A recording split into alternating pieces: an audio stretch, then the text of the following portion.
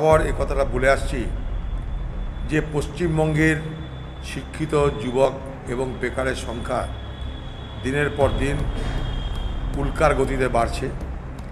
পশ্চিমবঙ্গে রুটি রুজি না পেয়ে বাংলার ছেলেরা রুটি রুজির উদ্দেশ্যে তারা বিভিন্ন রাজ্যে পাড়ি দিচ্ছে, ভারতবর্ষ ছেড়ে অন্য দেশেও যাচ্ছে। বিশেষ করে যারা যাচ্ছে তাদের সবথেকে বড় অংশটা হচ্ছে তারা পরিযায়ী শ্রমিক। বাংলার যুবকেরা ডাক্তার, ইঞ্জিনিয়ার, প্রফেসর হতে যদি বাইরে যেত ভালো লাগতো, কিন্তু এই বাংলার যুবকেরা পরিযায়ী শ্রমিক হিসাবে নিম্নমানের কাজ করে সংসার চালানোর জন্য তারা ভারতবর্ষের বিভিন্ন রাজ্যে ছড়িয়ে পড়ছে, ভারত দুনিয়ায় ছড়িয়ে পড়ছে। তাই এই পশ্চিমবঙ্গ আর শিক্ষিত বেকার যুবকদের জন্য উপযুক্ত স্থান হিসাবে গণ্য হচ্ছে না। যারই কিছুটা যোগ্যতা আছে সে তো বাইরে যাচ্ছেই, যার রুজি নেই তাদেরকেও বাংলা ছেড়ে চলে যেতে হচ্ছে। এই কথাটা আমি বলছি না, ইনফোসিসের কর্তা মোহনদাস পাই তাঁরা এই কথা বলছে যে বাংলা অতীতের ছায়া, এই অতীতের ছায়ায় আমাদেরকে উন্নয়নের মায়া দেখানো হচ্ছে, উন্নয়নের ঢোল বাজানো হচ্ছে। যখন ইনফোসিসের মতন কর্তা ব্যক্তিরা তারা বলছে, ইনফোসিসের মালিক বলছে যে বাংলায় আর জায়গা নেই, বাংলা এখন অতীতের ছায়া হয়ে গেছে। সেই ছায়া যে হয়েছে তার প্রমাণ বাংলার মায়া কাটিয়ে আজকে বাইরে রুটি রুজির জন্য মানুষের যাওয়ার ঢল বেড়েছে। আমি আরেকটা বিষয় বলতে চাই,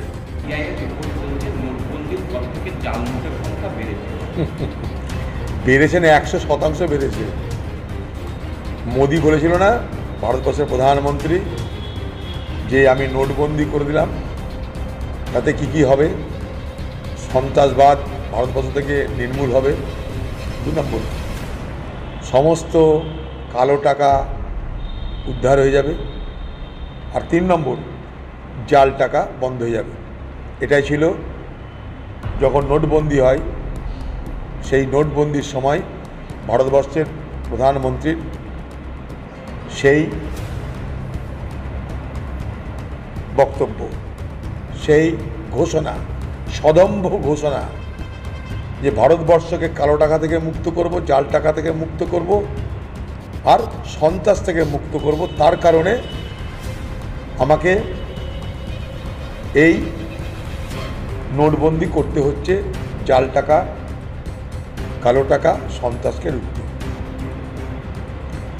আমরা ভারতবর্ষের পার্লামেন্টে প্রমাণ করে দিয়েছি, ভারত সরকারের উত্তর থেকে প্রমাণ করে দিয়েছি, রিজার্ভ ব্যাংকের উত্তর থেকে প্রমাণ করে দিয়েছি যে কালো টাকার নামে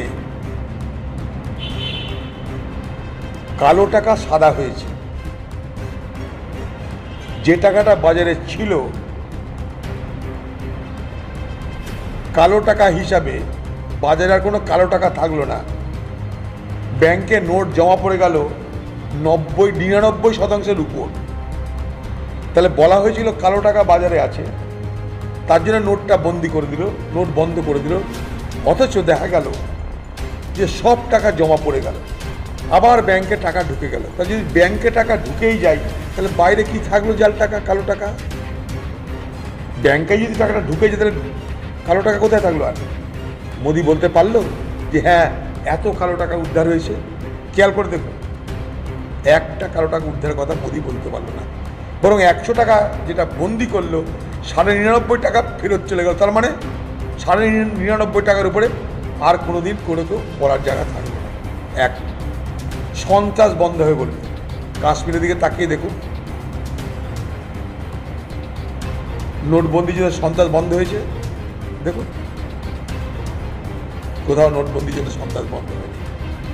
নোটবন্দির জন্য মাওবাদী হামলা বন্ধ হয়েছে? না, মাওবাদী হামলা বন্ধ হয়েছে।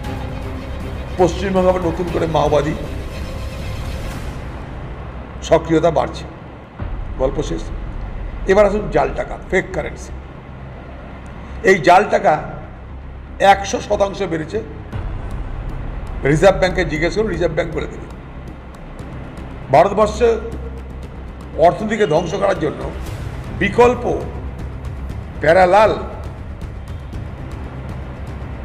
আরেকটা অর্থনীতি তৈরি করেছে, যার নাম কালো টাকা এবং জাল টাকা। এটা ভারতবর্ষের অর্থনীতির জন্য একটা ভয়ঙ্কর বিপদ। ভয়ঙ্কর মানে ভয়ঙ্কর বিপদ। 2000 টাকার নোট জাল করা নাকি সহজ হয়ে গেছে। কোথায় যাব আমরা? এই সরকারের অপরিণামদর্শিতা। এই যে নোটবন্দি করল, টাকাটা উদ্ধার হলোই না, জাল টাকা বন্ধ হলো না, কালো টাকা জানা গেল না, কিন্তু 50 লাখ মানুষের চাকরি চলে গেল শুধুমাত্র নোটবন্দির কারণে। কারণ ভারতবর্ষে বহু মানুষ ব্যবসা করে নগদ টাকায়, সেই সমস্ত ব্যবসা উঠে গেল, 50 লক্ষ মানুষের চাকরি চলে গেল। এটাই মোদির আজকে দিনের সরকার। দেখুন, এটা নিয়ে আমরা তো বারবার পার্লামেন্টে তুলেছি। পিএম কেয়ার ফান্ড, এটা একটা ভারত সরকার বেআইনিভাবে এই ফান্ড তৈরি করেছে। যে ফান্ড না সিএজি দেখতে পারে, না কোনো হিসাব দেওয়া দরকার আছে। এটা পার্টি ফান্ড বললে অত্যুক্তি হয় না। পিএম কেয়ার ফান্ড মানে পার্টির ফান্ড, সিএম কেয়ার ফান্ড মানে পার্টির ফান্ড। পিএম কেয়ার ফান্ডে কোনো অডিট হয় না। পিএম কেয়ার ফান্ডের খরচা খরচ কী হলো তা সব মানুষকে জানতে দেওয়া হয় না। অথচ ভারতবর্ষের প্রধানমন্ত্রী সে কিন্তু নরেন্দ্র মোদী হিসাবে নয়, ভারতবর্ষের প্রধানমন্ত্রী হিসাবে এই পিএম কেয়ার ফান্ডের মালিক। অর্থাৎ ভারতবর্ষের একটা পদাধিকার ব্যক্তি, তার নামে কোনো ফান্ড থাকা মানে সেটা কিন্তু সরকারি ফান্ড, সেটা কিন্তু মানুষের ফান্ড, তার উপরে অধিকার মানুষেরও থাকে। তার খরচা খরচ কী হলো না হলো জানার অধিকার অবশ্যই আছে। আমরা এটা নিয়ে বারবার পার্লামেন্টে বলি, এখনও বলছি। পিএম কেয়ার ফান্ড মানে একটা দুর্নীতি। পিএম কেয়ার ফান্ড বিজেপি পার্টির চাঁদা তোলার যন্ত্র। সেই চাঁদা বিজেপি পার্টি তাদের ভোট পরিচালনার জন্য ব্যবহার করে। এটা একটা অনেক বড় করাপশনের একটা ফাউন্টেন হেড। যা যা আছে কলকাতায়, দিল্লিতে, তাই আছে কলকাতায়। ওদিকে দিদি, এদিকে দিদি, ওদিকে মোদি, ওদিকে মোদি, এদিকে দিদি। কাশ্মীর ফাইলসের পর দেখুন, প্রথম কথা যে কাশ্মীর ফাইল ভারতবর্ষকে শক্তিশালী করার জন্য নয়, ভারতবর্ষকে দুর্বল করার একটা ফাইল। পরিকল্পিতভাবে ভারতবর্ষের মানুষের মধ্যে সাম্প্রদায়িক বিভাজন তৈরির ফাইল। কাশ্মীর ফাইলে বিজেপি শাসিত রাজ্যগুলোতে ট্যাক্স মকুব করা হয়, খেয়াল করে দেখবেন। কিন্তু ভারতবর্ষের এত সামাজিক ক্ষেত্রে, চিন্তার জগতে বিপ্লবীদের, স্বাধীনতা সংগ্রামীদের কত ফিল্ম তৈরি হয়েছে, সেখানে ঋণ মকুব হতে দেখেছেন? কাশ্মীর ফাইল বিজেপি পার্টির একটা প্রোপাগান্ডা। এই কাশ্মীর ফাইলকে সিঙ্গাপুরে নাকচ করে দিয়েছে, ব্যান করে দিয়েছে, ঢুকতে দেয়নি। শুধুমাত্র ভারতবর্ষের মধ্যে সাম্প্রদায়িক বিভাজন তৈরির জন্য সত্য মিথ্যা মিলিয়ে একটা ফাইল তৈরি করা হয়েছে। এতে দেশের ভালো হচ্ছে না, এতে ভারতবর্ষকে দুর্বল করার ব্যবস্থা করা হচ্ছে।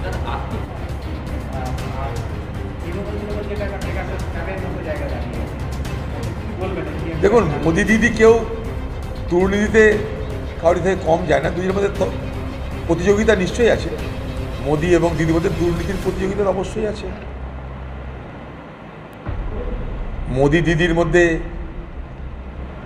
সমঝোতাও আছে, আপনারা জানেন সব।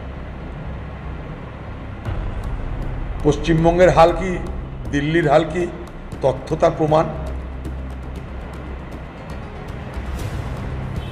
গোটা ভারতবর্ষের আর্থিক অবস্থা বেহাল, একটু আগে বললাম পশ্চিমবঙ্গের আর্থিক অবস্থা বেহাল। উৎসব হবে, বাংলায় দিদির নামে ঢোল বাজবে, দেশে মোদির নামে ঢোল বাজবে। দেশে মোদি, প্রদেশে দিদি, ঢোল বাজবে উভয়ের জন্যই। ঢোলে আওয়াজ হবে, ঢোলে বাজনা হবে, ঢোলে কান ঝালাপালা হবে। তারপরে যেমনকার জীবন আমাদের তেমন চালাতে হবে। বেকারত্ব দেশে বাড়ছে, বাংলাতেও বাড়ছে। অভাব দেশে বাড়ছে, বাংলাতেও বাড়ছে।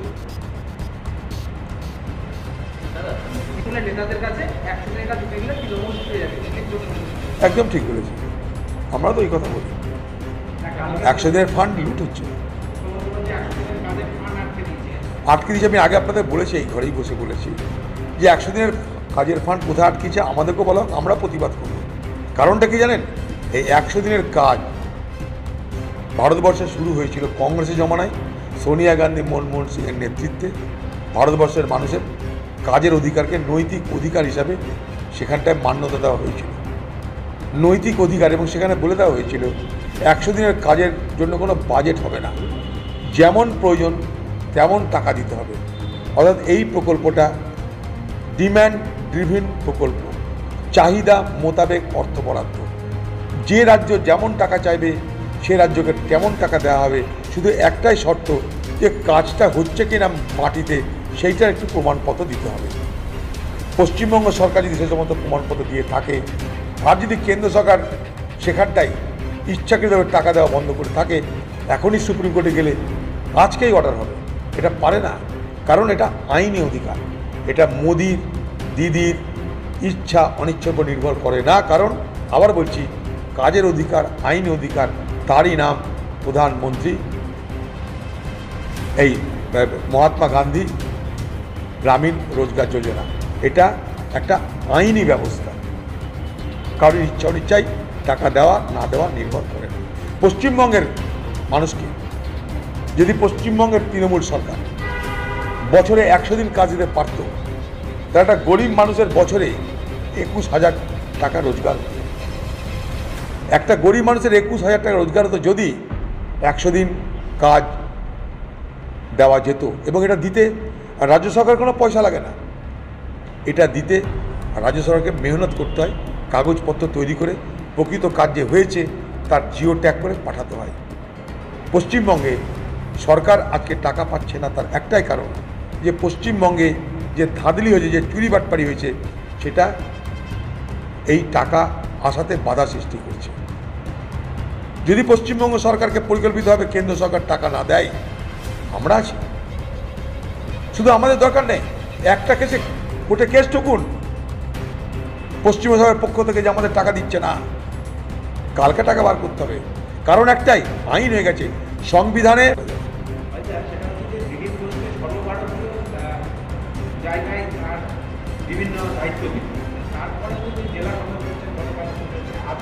বিজেপি পার্টি থাকবে না, এগুলো তাদের অন্তর্দ্বন্দ্বের প্রতি।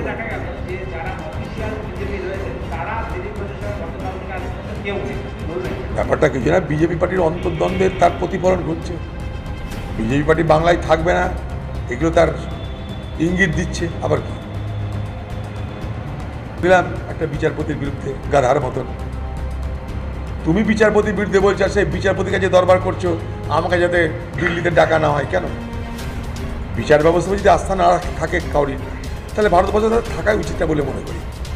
তাদেরও ভানুতুতে চলে যাওয়া উচিত। তারা যেমন কয়লা চৌধুরীকে ভানুতুতু পাঠিয়েছে, সেরকম তাকেও ভানুতুতু চলে যাওয়া উচিত যদি ভারতবর্ষের বিচার ব্যবস্থার উপর আস্থা না থাকে। আর ভারতবর্ষের বিচার ব্যবস্থায় গালি দিতে হয়, এখানে বসে গালি দেওয়া যায় না, ভানুতুতুতে করা যায়, যেখানে তার কয়লা চুরির বন্ধুকে পাঠিয়েছে। কে বলেছে জানি না।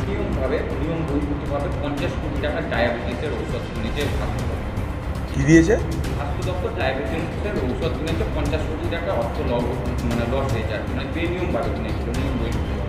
তারপরে যে পশ্চিমবঙ্গ মানে বেনিয়ম, আর বেনিয়ম মানে পশ্চিমবঙ্গ। দেখুন ওখানে কোনো তৃণমূলের লোক আছে যাদের কাটপানি দিতে হয়েছে, এমনি এমনি তার হয় না। এখানে আপনারা যান, বিনা পয়সায় সস্তায় ওষুধ পাওয়ার জন্য যে সমস্ত দাবি করে পশ্চিমবঙ্গ সরকার, স্বাস্থ্যসাথীর জন্য যে দাবি করে পশ্চিমবঙ্গ সরকার, সেখানে মানুষের কি দুর্ভোগ পোহাতে হচ্ছে খোঁজ নিয়ে দেখুন আপনারা। একটাই কথা শুনতে পাচ্ছি যে পৌরসভার ভাড়ার শূন্য, ট্যাক্স দিন আর ট্যাক্স দিন, ট্যাক্স না দিলে আপনার ক্ষতি থেকে নিজেকে বাঁচাতে তাড়াতাড়ি করে ট্যাক্স ভরে দিন। আমি পশ্চিমবঙ্গ সরকারের কাছে আবেদন করব যে বাংলায় এই মুহূর্তে মানুষের আর্থিক অনটন চলছে। বাংলায় এই মুহূর্তে কোভিডের পর এবং আজ এই বাংলা জুড়ে মানুষের যে আর্থিক অনটন, সেই অনটনের মধ্যে বাজারে আজকে সমস্ত কিছুর অগ্নিমূল্য, চাল ডাল তেল আটা যা দিকেই চাকানো যাবে, যে জিনিসই খরিদ করার জন্য বাজারে যাবে সেখানে অগ্নিমূল্য। আজকে ডিজেল পেট্রোল রান্নার গ্যাস সেগুলো মানুষের ধরাছোঁয়ার বাইরে। এই অবস্থায় নিশ্চয়ই মিউনিসিপ্যালিটির ট্যাক্স দরকার। মিউনিসিপ্যালিটির ভাড়ার শূন্য আমরা জানি, মিউনিসিপ্যালিটিকে ট্যাক্স আদায় করতে হবে তাও জানি, কিন্তু এইভাবে প্রতিদিন সকাল বিকেল রাত মাইকে করে যেভাবে প্রচার চলছে ট্যাক্স দিন নাহলে আপনার অসুবিধা হবে।